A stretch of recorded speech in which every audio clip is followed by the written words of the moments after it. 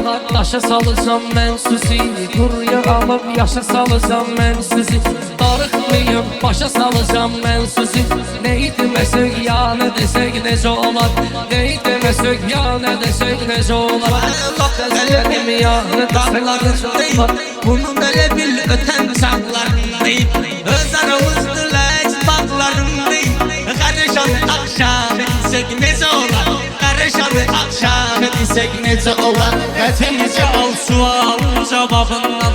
Söz öyrənmişik sənət kitabından. İçib bir qədər eşkin şərabından. Məstanə məstanə desək necə olar. Məstanə məstanə desək necə olar.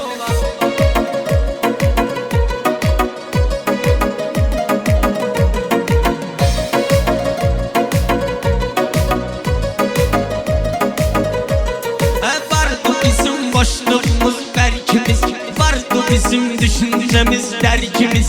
Birbirine vardı bizim erkimiz. Çayı sürüstekâne dizek necə olar.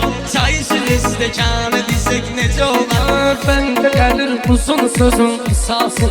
Bir qulaq astıyım sənə əsası. İstəyirsən çay, istəyirsən seyir balası. Kekli yox imanı desək necə olar. Kekli yox imanı desək necə olar. Bir söz deyərəm inciməz.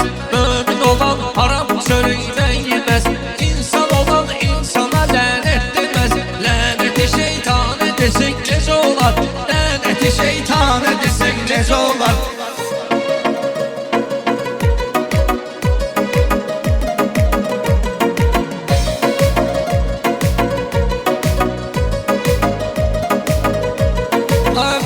Səni qoymamışım bir yana.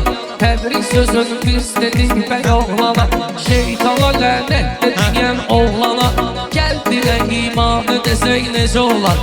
Gəl dilə imanı desək necə olar. Sən xoşum gələr şirin kəlamdan. Mən necə sözlərə girənim avamdan. Hardasa söhbət düşəndə buğamdan. Rəhməti ağanı desək necə olar. Rəhməti ağanı desək necə olar. Sənətə şirinlik gətirən özü idi. Gözü də arif adamların gözü idi. Bu söz rəhmətli gençinin sözü idi. Biraz həkimanə desək necə olar. Biraz həkimanə